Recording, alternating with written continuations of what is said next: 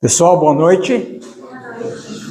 O Kardec, na questão 625 do Livro dos Espíritos, ele pergunta para a espiritualidade qual o ser mais perfeito que Deus ofereceu ao homem para servir de modelo e guia. E a resposta é bem clara, simples e resumida. Vede Jesus. Jesus, segundo a questão 111, a gente entender um pouquinho quem é Jesus, né? Não a figura que foi colocada de Jesus. Mas na questão 111, na escala espírita, o espírito superior é aquele que reúne ciência, sabedoria e bondade. E quando por exceção reencarna, serve de modelo e guia que a humanidade pode aspirar. Dentro disso, o que a gente consegue compreender? Que Jesus era um espírito que sabia muito bem o que falava. Por quê? Porque reunia ciência, era um espírito sábio e tinha toda a bondade. Onde eu quero chegar com isso? Porque Mateus, um dos evangelistas, né, ele narra no capítulo 5 uma passagem de Jesus, onde Jesus diz para nós o seguinte, nas bem-aventuranças, né? Bem-aventurados os mansos, porque herdarão a terra. Dentro do contexto anterior, então Jesus era alguém que sabia exatamente do que falava. No Evangelho de João, capítulo 6, versículo 63, Jesus diz o seguinte: o Espírito é vida, o Espírito vivifica, a carne para nada serve. Ele está dando para a gente um testemunho da grandeza do ser espiritual comparado ao quê? A matéria. E dentro disso a gente vai criar uma linha de raciocínio, de entendimento, para a gente compreender melhor essa passagem, né? Os mansos herdarão a terra. E se eles não herdarem a terra, vão para onde? Porque se não herdou a terra, não vai ficar aqui, concorda ou não? A gente precisa começar a compreender as coisas sobre o aspecto espiritual e não somente olhando da forma material. Vamos pensar o seguinte agora. Se nós tivéssemos um apagão aqui, daqueles que apaga tudo, o que a gente ia conseguir enxergar? Nada, certo? Por quê? Por que a gente não ia conseguir enxergar nada? Porque não tem luz. Então, nossa constituição física só permite enxergar aquilo que a luz projeta. Se não tiver luz, a gente não enxerga nada. Se não tivesse o microscópio, a gente ia enxergar esse mundo micro? Não. Então nós não temos ciência de quase nada além daquilo que a gente consegue enxergar, pesar e medir. Esse é o contexto da nossa condição aqui na Terra. Aí, a referência para nós que estamos buscando conhecimento é justamente o livro dos Espíritos. Eu comentei aqui questão 625, não foi? O ser mais perfeito. Comentei a questão 111. Na questão 168, 167, quando ele fala de reencarnação, aquele que ainda não o atingiu, o que ele precisa fazer? Submeter-se à prova de uma nova encarnação. Será que viver na Terra é um benefício? Será que viver na Terra é um benefício? Se nós analisarmos as questões 172, 174 do Livro dos Espíritos, ele vai fazer uma análise para a gente sobre isso, né? Nós só reencarnamos na Terra? Todas as nossas existências se passaram na Terra? Essa é a questão 172. Resposta: não.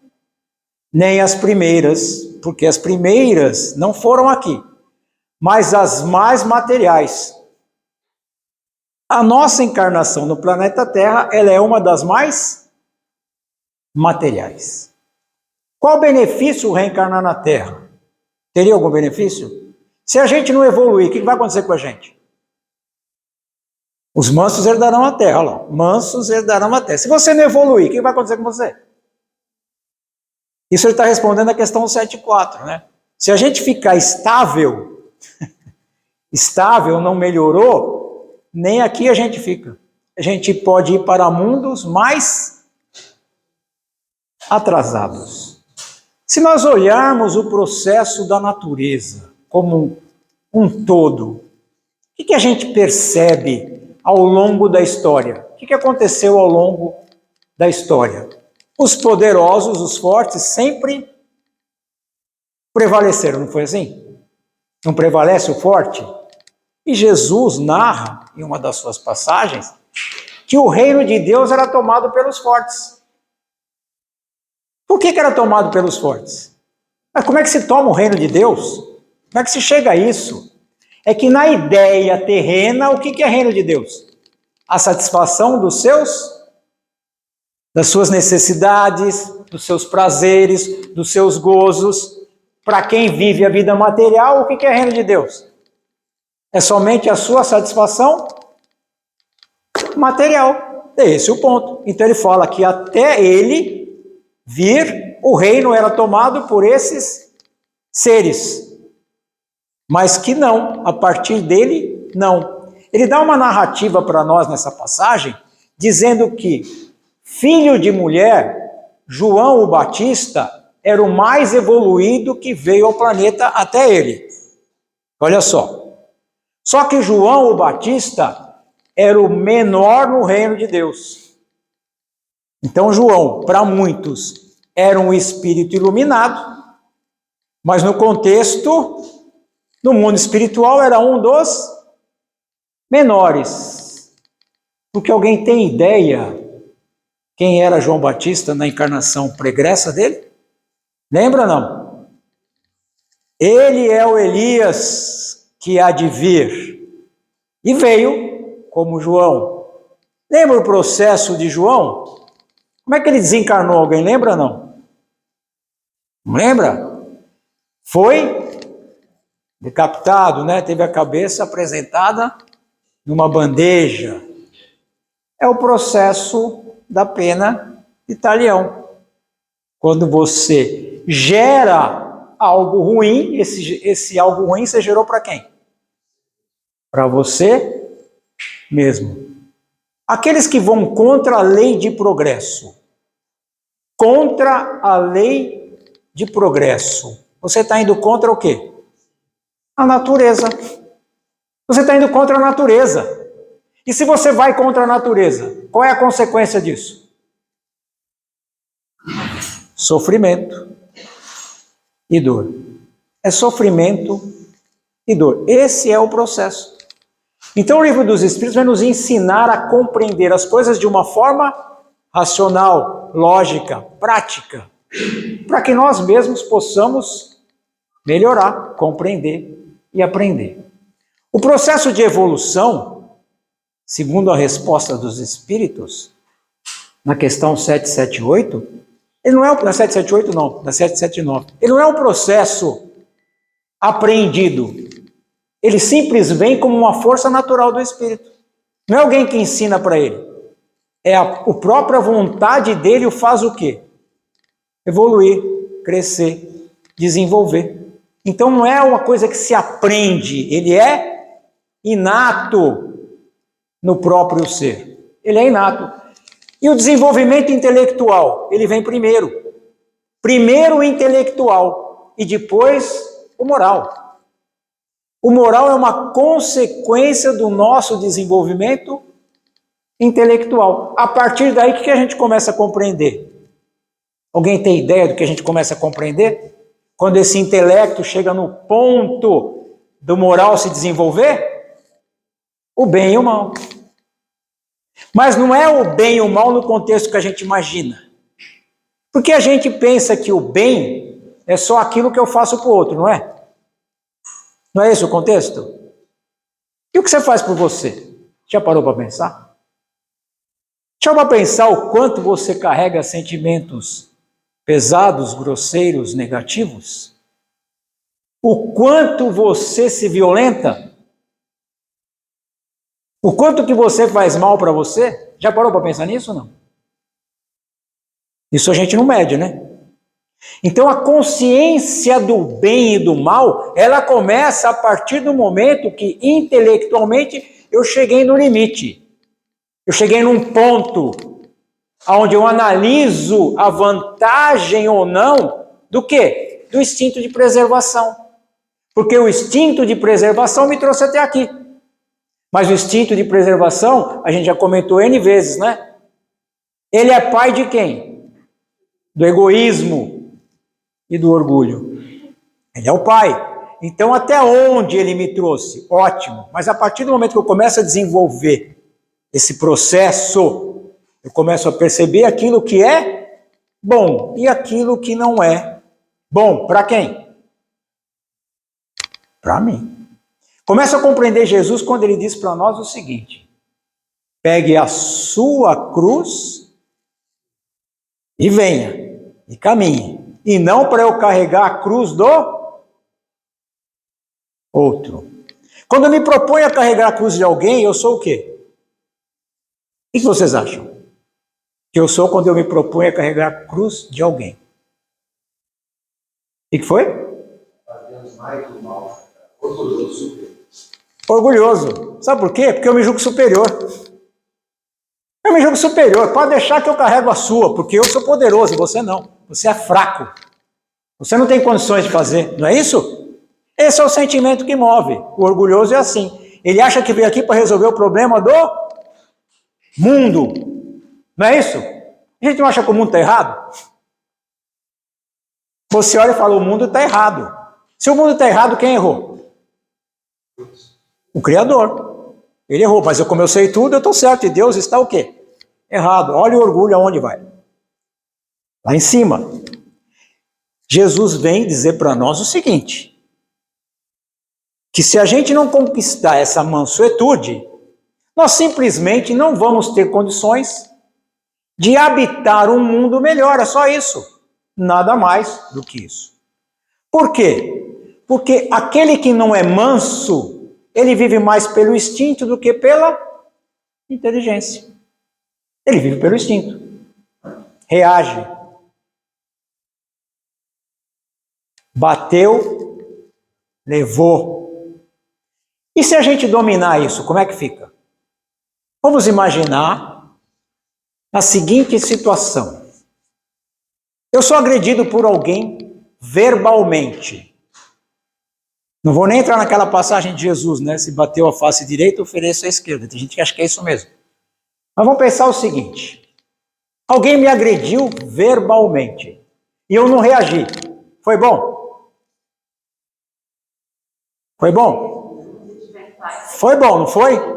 E se por dentro eu estou fervendo, querendo esganar? Foi bom? Não. Então não é o que eu faço só, mas é como eu faço. Como eu me sinto fazendo aquilo.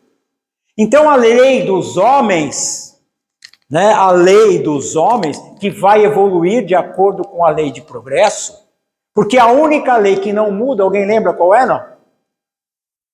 Qual lei que não muda? É a lei divina ou lei natural. Se vocês tiverem curiosidade, pega essa questão 614 seguintes do Livro dos Espíritos, que vai falar exatamente isso, né? Que a lei divina ou natural é a lei de Deus. É a única que leva o espírito à felicidade. E ele só é infeliz porque dela se afasta. Mas por que a gente não conhece essa lei de Deus? Por que a gente desconhece? Alguém tem ideia? Porque a gente não conhece a lei de Deus. Alguém acha que conhece. Se a gente for perguntar para uma pessoa que é evangélica, ela vai pensar que a lei de Deus está escrita onde? Na Bíblia. Não é verdade? Se você vai pegar para um muçulmano, onde está escrito a lei de Deus para o muçulmano? Aonde? No Alcorão. Não é assim? Cada um vai dar de acordo com aquilo que ele professa. Mas se você perguntar para um espírita, o que ele vai falar? Se falar que está no livro dos Espíritos, está errado, hein? Porque não estudou, né? Questão 621, lembra? Aonde está escrita a lei de Deus?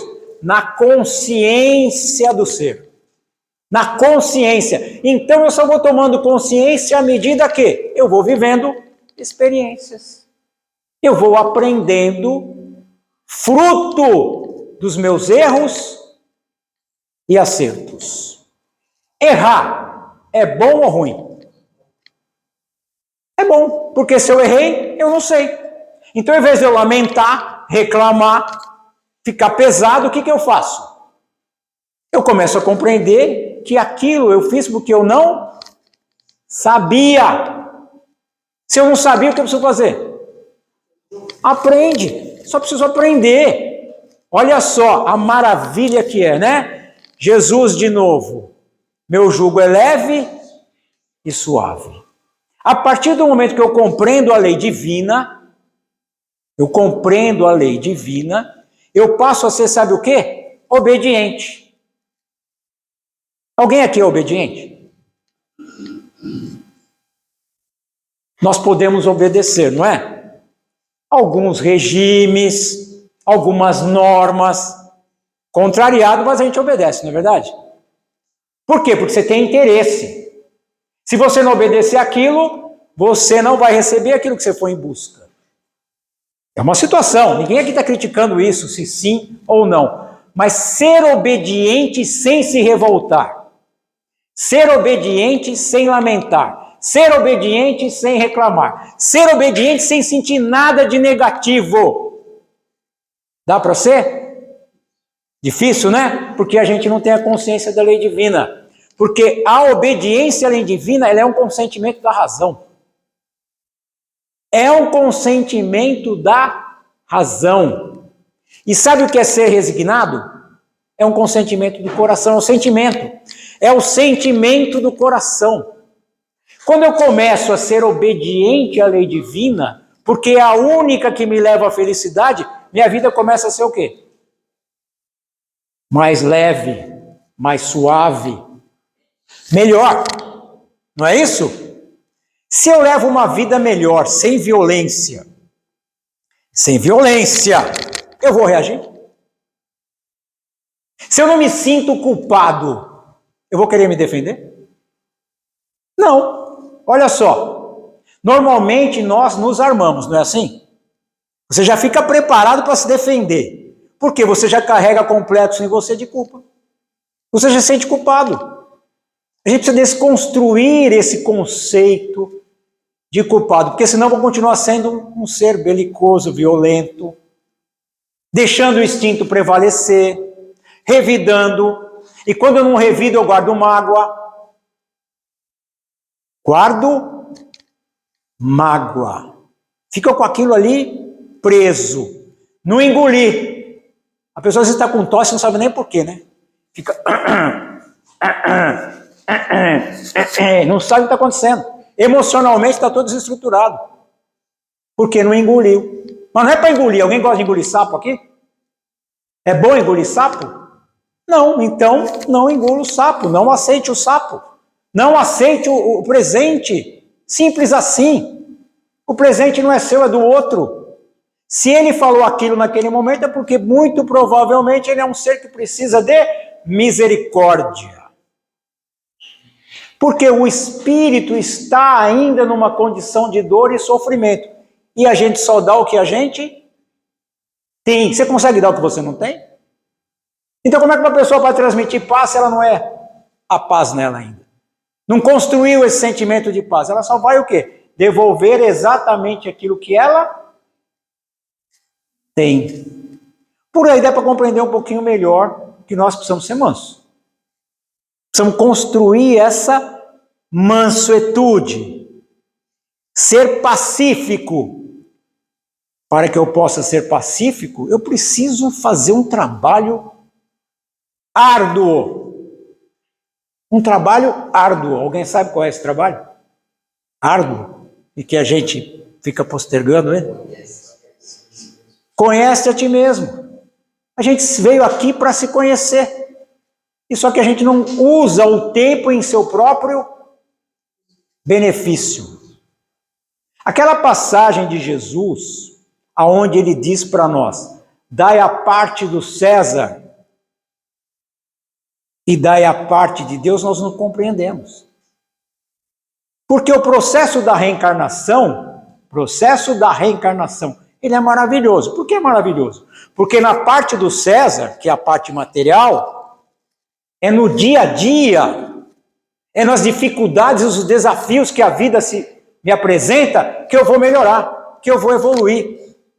Porque na questão 344, todo mundo lembra que ele fala, aonde se dá a ligação do espírito com o corpo, é justamente no ato da fecundação.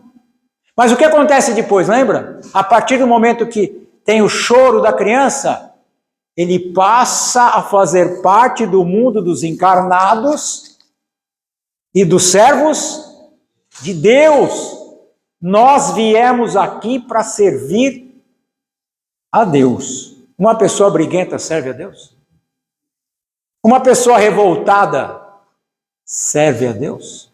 Uma pessoa que reclama da vida e reclama de tudo serve a Deus? Uma pessoa que se sente incapaz serve a Deus? Uma pessoa invejosa serve a Deus? Uma pessoa ciumenta? Ninguém aqui é assim, né? Não, todo mundo aqui é luz. Eu estou até enxergando aqui, tanta luz, está até ofuscando. Nem consegui ficar de olho aberto, tanta luz que eu estou vendo, né? Mas nós temos a luz em nós, precisa começar a fazer com que essa luz comece a brilhar. Como? Tendo domínio sobre mim mesmo. Percebendo que eu sou um espírito imortal com todo o potencial divino, mas que vim aqui para me submeter à prova de uma nova existência, para lapidar a quem? A mim mesmo e não outro. Olhar a oportunidade bendita que eu tenho de conviver com as pessoas que pisam no meu calo. Porque se ninguém pisar no seu calo, como é que fica? Lembra aquele ditadinho antigo que está errado, né? A ocasião faz o ladrão? Está errado. A ocasião revela o ladrão, porque ele já era. Ele já era. E vamos corrigir a nossa fala aqui. Porque tem muita gente aqui que fala assim, perdi a paciência. Fala ou não fala? Perdeu coisa nenhuma, você nunca teve. Você nunca teve. Porque o espírito não retrograda. Ele não retrograda. Aquilo que ele conquistou faz parte dele, ninguém tira. É Jesus dizendo assim, olha só, esse tesouro que você conquistou, a traça. Não corrói o ladrão, não rouba, é a conquista do ser imortal. Então nós não perdemos a paciência, a gente nunca teve. Mas só que a ocasião revelou o quanto nós ainda somos o quê? Impacientes. Ao invés de você maldizer o outro que fez isso, agradeça a ele. Agradeça, porque ele criou essa oportunidade de tirar de você da ilusão. Porque é uma ilusão a gente achar que a gente tem paciência. Nós nos achamos. Sabe aquele parece, mas não é? Só parece, mas não é. Então vem o mundo de relação para que a gente possa, com o outro, nos perceber. Aquilo que eu vejo no outro, normalmente eu vejo coisa ruim no outro, não é assim? É difícil a gente elogiar alguém, não é verdade? É difícil. Por quê? Porque dá de si. Então, quando eu aponto o defeito do meu irmão, eu só estou projetando o meu. Aquilo que eu tenho. Por isso que a gente comenta muito o defeito dos outros, né? Jesus só falava bem de todo mundo. Por quê? Porque ele projetava a sua luz, a sua paz, o seu amor para todo mundo. Porque ele era a projeção de luz. E nós podemos fazer isso com a gente? Podemos sim. Quando? Quando você pode fazer isso com você? Quando você quiser. Basta querer. Querer é poder? É poder, mas não é esse querer, eu quero mais ou menos. É aquele querer que vem lá de dentro, da alma. Aquele que vem de dentro. Porque esse querer, sim. Porque o que falta, lembra a questão 909? O que falta para o espírito, né? Poderia crescer pela sua própria vontade? Sim, o que falta para ele? Vontade. A gente é preguiçoso, infelizmente é verdade. A gente tem preguiça de mudar. A gente não muda o hábito, a gente continua com o mesmo hábito, da mesma forma, do mesmo jeito. Então a vida vem ensinar, oferece uma oportunidade grandiosa para que a gente possa melhorar. Possa melhorar. Vamos pegar e entender um pouquinho isso? Herdarão a terra. Nós poderíamos analisar sobre dois contextos. Isso. Primeiro, porque o antigo judeu, ele pensava sempre na terra, nos bens terrenos. Então, para estimular ele a melhorar, Jesus fala do quê? Vai herdar a terra, no contexto judaico. Mas quando é a realidade, ele está falando para o espírito imortal. Para o espírito imortal. Aquele que vai ou não ficar. A simbologia da separação do joio e do trigo. Simbologia, porque ninguém aqui é joio. Todos nós somos essência divina. A única coisa é que somos ignorantes. Ignoramos a quem? A nós mesmos. É só isso, a gente ignora. Tanto é que a gente só valoriza as coisas de fora. A gente valoriza as coisas de fora, mas esquece o principal. O principal é você. Quanto a gente sofre por coisas que não são nossas? Porque tudo que está fora não é meu. Eu sou usufrutuário. Uso, mas não levo. Ou alguém acredita que o caixão tem gaveta? Não tem. Os antigos faraós do Egito não enterravam lá ouro e tudo, e daí continua lá até hoje. Continua tudo. Então tudo que é material, você usa, mas não te pertence. Então não sofra mais. Entenda a lição que aquilo está te oferecendo para você melhorar quanto ser, valorizar-se e não permitir que isso te desestruture. Porque a partir daí eu não vou ser nem manso, nem pacífico. Então o que vai acontecer com a Terra, com esse planeta maravilhoso? O planeta é maravilhoso, não é? Se nós olhássemos a diversidade que existe no planeta Terra, olha que coisa maravilhosa, fantástica. Quantos e quantos animais diferentes, insetos diferentes, peixes diferentes. Olha que maravilha. O homem e a mulher. Se você pegar, ninguém é igual a você, ninguém. Pegue 1 milhão de rostos, você vai perceber que ninguém é igual. Em essência, você é único, criado único. Em essência, você é único. Você é um espírito com um potencial maravilhoso a ser desenvolvido. Mas como a lei de Deus está na sua consciência e você não quer prestar atenção, você continua simplesmente agindo da mesma forma que você agia ontem, na encarnação anterior. Porque você evoluiu num ponto, mas ainda não evoluiu no sentimento. No sentimento. Então o que vai acontecer com aquele espírito endurecido? Eu vou dar uma sugestão de leitura para quem quiser. Para quem tem o livro A Gênese. Pegue o último capítulo da Gênese, capítulo 28. Os tempos são chegados, geração nova. Dê uma lidinha. Compreenda um pouco o que está acontecendo no planeta. Nós estamos vivendo aquela situação, quem é mãe sabe disso, né? É chamada dores do parto. Na hora da dor do parto, dói, né? Dói. Mas e depois? É só alegria, não é só alegria? Nós estamos vivendo esse processo no planeta Terra. É verdade, nós estamos vivendo as dores de uma nova terra, de um parto de uma nova terra, de um planeta melhor, mais solidário, mais humano. Quem disse isso? Quem disse? Jesus. Ou ele não sabia o que estava falando? Nós sabemos, ele não, né? A gente se julga que sabe. Não, ele sabia. Ele sabia exatamente por que veio. Por que veio. E mostrou para a gente a realidade do Espírito, porque ele diz, eu venci o mundo, mas ele não venceu esse mundo, Ele venceu que mundo? Mundo íntimo. É um mundo íntimo. Então ele vem mostrar que o planeta Terra vai ser um mundo melhor. Onde o reino de Deus, um reino de paz, de harmonia, de progresso, de evolução, vai prevalecer. E para isso eu tenho que atender uma lei. Atender uma lei. Que é mais fácil da gente compreender. Justiça, amor e caridade. Olha só, justiça, amor e caridade. O que é justo? Alguém tem ideia do que é justo? O que seria justo? Nosso contexto de justiça vai melhorar. Porque é uma lei. O que é justo? Alguém tem ideia do que é justo? É você sorver do seu próprio veneno.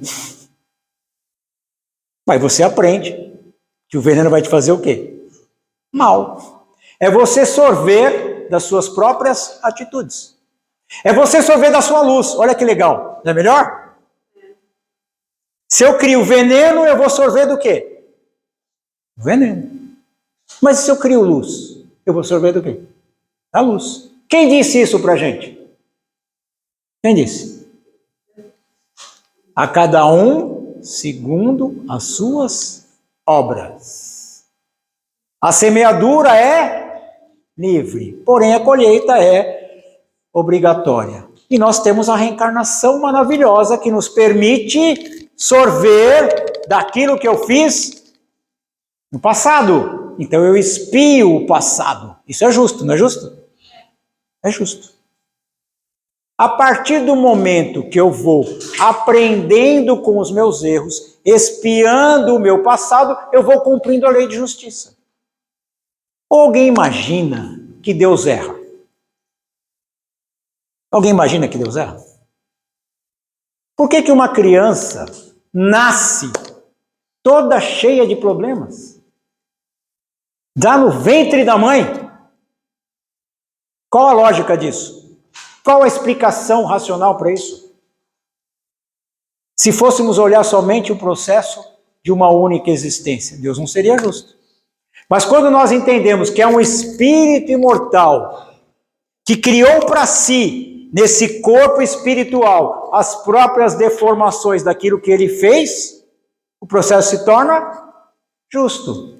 E a reencarnação vem como um processo maravilhoso de correção. De correção. Então, a partir daí, a justiça se estabelece. E quando eu compreendo essa justiça, olha só, eu compreendo essa justiça, eu vou desenvolver o quê? O amor. O amor é o segundo processo. Por que é o segundo processo? Porque o primeiro me faz sofrer. Dor, sofrimento. O segundo, pelo intelecto, eu percebo que aquilo é benéfico, que vai me fazer um bem. E aí eu começo a desenvolver em mim um sentimento melhor. Eu compreendo que eu não quero mais sofrer. Ou alguém aqui quer sofrer? Alguém que quer sentir dor? É gostoso sentir dor? Não. Então eu compreendo a necessidade da dor como algo que vai me libertar. Libertar do quê? De maus hábitos, de maus conceitos, de maus sentimentos. Eu começo a melhorar. A partir daí o amor começa a germinar em mim. É um processo lento e gradual. A partir do momento que eu começo a me amar, eu começo a amar quem? O próximo. É automático, porque eu não dou o que eu não tenho. Para que eu possa me amar, eu preciso primeiro me aceitar. Se aceite como você é. Perceba que você não é um ser perfeito. Que você tem falhas, que você erra. Mas compreenda que isso não é ruim. Isso simplesmente está te fazendo escolher melhor. Entender as coisas de uma forma mais saudável para você mesmo. E a partir daí, buscar um caminho diferente. Então o amor começa a fazer parte, a germinar. A partir do momento que esse sentimento começa a germinar em mim, eu começo a ter esse sentimento pelo outro. E a caridade se torna algo natural. Aí a gente vai na questão 886. que todo mundo conhece por bip, né? Bip era aquele pagerzinho que tinha antigamente. Dava uma tremidinha para você saber que tinha um recado para você, né? Que era o bip, desperta. Acorda tu que dormes, não é assim? Acorda tu que dormes. Então o que é o bip? Como Jesus entendia caridade. Porque é uma lei natural. Não faça ao outro aquilo que você não gostaria que fizesse com você. Então vem o bip. Benevolência para com todos. Indulgência para com as imperfeições alheias. Vamos parar agora. Como eu entendo a justiça, compreendo a justiça, começo o desenvolvimento do sentimento, eu compreendo que se eu erro, o Alex erra. O Fábio erra. Então eu começo a ser indulgente com o meu erro, com o erro do Alex, com o erro do Fábio. A partir daí eu não vou mais agredir nem brigar com o Alex, e nem agredir, nem brigar com o Fábio, porque o mesmo direito que eu tenho, ele também tem. Então a benevolência começa a fazer bem para quem? Para mim, e a indulgência também, porque eu sou indulgente com o erro dos demais. A indulgência leva a eu ser melhor, a eu ser bom. Então, a partir daí, eu começo um trabalho com quem? Comigo. Comigo. Eu vejo o outro de uma forma diferente. Para chegar onde? No perdão. Porque Jesus não perdoava. Porque ele não se ofendia, ele não se magoava. Ele só veio dar um exemplo para a gente aqui, espíritos ainda um pouquinho atrasados, que nós necessitamos do perdão, porque o perdão nos liberta das amarras. Quando eu perdoo, eu não carrego mais o peso. Eu não carrego mais peso, eu me liberto. Eu sou um ser livre, leve. Então, olha como uma coisa leva a outra. Então, justiça, amor e caridade é uma lei que dá para a gente começar a praticar aqui e agora. Seja justo com você.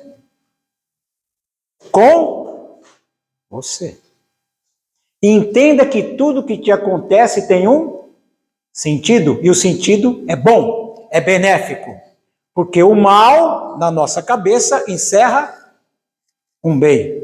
E todos os espíritos, segundo a questão 115, foram criados simples e ignorantes. E na 120 o Kardec pergunta, todos os espíritos passam pela feira do mal? Pela do mal? Não. Mas pela da ignorância? Sim. Então nós só não sabemos.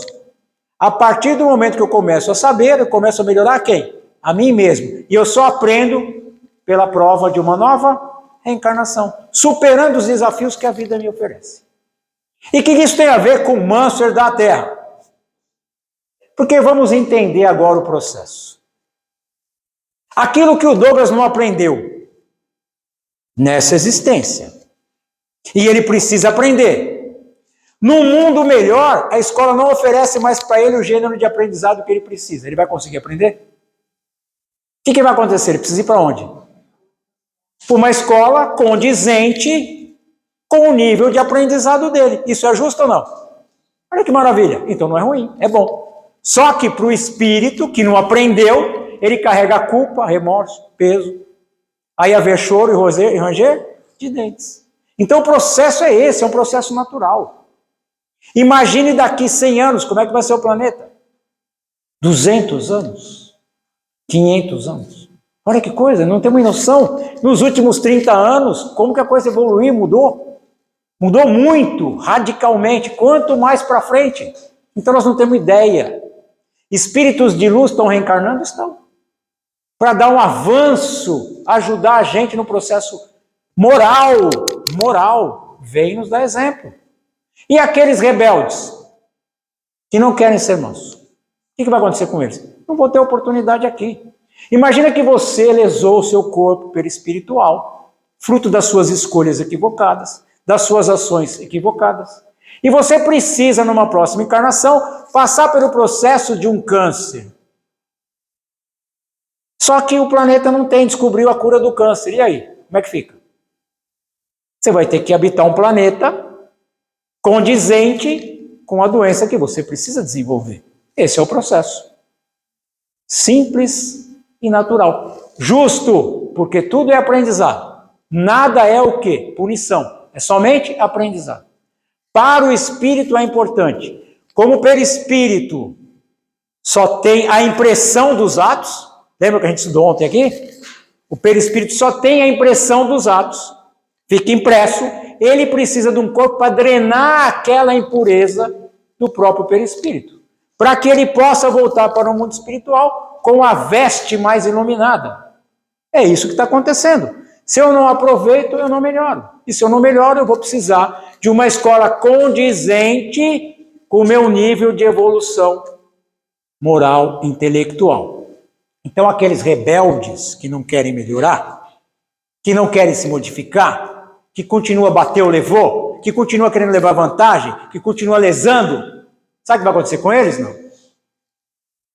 Eles vão ser transferidos para uma escola, como está lá naquela questão que eu falei, que a Terra é um dos mais atrasados, mas não é o primeiro, porque o primeiro é primitivo. Vamos fazer um exercício mental, rapidinho? Um exercício mental rapidinho, né? Por quê? Porque a gente pega o primeiro livro, o livro do Gênesis, que diz que Adão e Eva perderam, isso é uma simbologia, perderam o paraíso. Vamos pegar nós aqui hoje. Todo mundo com aguinha encanada, não é? Tem água encanada na sua casa? Tem. E energia elétrica? Tem. Você dá um toquezinho, acende, não acende? Um monte de mordomia a gente tem, não tem? Se a gente pegasse você agora, lembra o filme do Tom Hanks, O Náufrago, e colocasse você lá naquela ilha, você ficar lá sozinho, tem que fazer tudo. Você ia falar que você perdeu o quê? O paraíso, não é verdade? Eu estava no paraíso e não sabia, estou falando de uma ilha deserta. Agora vamos imaginar a seguinte situação. Nós aqui somos convocados, não é convidado, é convocado. Não tem como recusar. E nós vamos habitar um planetinha aonde os espíritos que lá estão são recém-saídos das cavernas. Eles são bonzinhos? Eles vão respeitar os nossos direitos? Não vão. Então, olha só, intelectualmente nós somos mais inteligentes, não somos? Mas na hora de medir a força bruta, na hora de medir moral, eu acho que eles estão um pouquinho mais, fortes que a gente, não é? Aí a gente vai aprender às custas da nossa própria experiência. Vamos dar um impulso evolutivo no planeta, porque a gente tem entendimento, inteligência, mas o nosso moral é baixo. Então nós não vamos ficar no planeta Terra. O joio e o trigo. O trigo fica, o joio não. Quer dizer, o espírito endurecido, aquele que diz assim, fiz, faço e continuo fazendo. É um espírito endurecido. Ele não quer melhorar. Esse irmãozinho simplesmente vai ser realocado em uma das escolas maravilhosas que o Pai oferece. Alguém acredita que quando você olha para cima numa noite linda, sem nuvem, e você vê aquele monte de estrelinha, você acha que Deus só fez aqui? Não, a casa de meu Pai há muitas moradas. Quando nós estudamos o livro A Gênese, quando ele fala dos planetas, quando ele fala das nebulosas e das galáxias, só para a gente compreender, segundo o que foi descoberto pela ciência, na nossa galáxia existem 200 bilhões de sóis. 200 bilhões de sóis. Se a gente fizer uma comparação com o nosso sistema solar, certo? Nós temos o Sol, que é uma estrela anã, e mais 9 planetinhas, não é isso? Se a gente multiplicar 200 bilhões por 9, quanto que dá? 1 trilhão e 800 bilhões, é isso ou não? Essa conta? Acho que é, né? De planetinhas. E a gente acha que tem vida? Que nós somos os únicos, né? A gente julga tão superior que nós somos os únicos a habitar esse universo. Deus fez tudo para nós. Ele fez tudo isso para a gente ficar aqui admirando, que nem bobo, olhando para cima.